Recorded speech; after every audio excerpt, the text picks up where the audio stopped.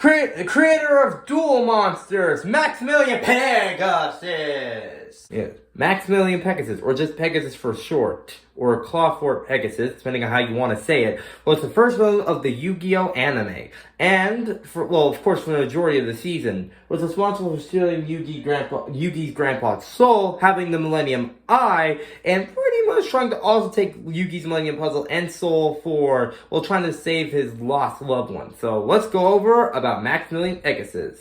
Maximilian Pegasus is first seen at the very end of the first episode when he's revealed that Seto Kaiba lost to Yugimoto and realized that he has to challenge Yugi to a duel and invite him to duel his kingdom. Of course, Pegasus won his duel with Yugi, but technically no, because there was a time limit, and technically they should have won to Yugi, but hey, we'll go over that also because it's Pegasus. He mainly uses, in the beginning of the anime, actually, the first duel against Yugi, he uses the deck with your usual cards, but later down the line, he uses a Toon deck, which, is it worse? Is it bad? It really depends on how you use the deck, honestly. Of course, throughout the Duelist Kingdom arc, he's seen trying to do numerous things to try to stop Yugi and friends from reaching the castle and all that, or trying to help them. It's kind of confusing. He also kidnaps Seto's little brother Mokuba, which character we'll talk about later, to be able to get access to Kaiba Corp. Of course, he duels Kaiba with his Toon deck, where we first seen, locks Kaiba's soul up, and then, duels Yugi, and then along about 5 or 6 part episode, he duels Yugi, but unfortunately loses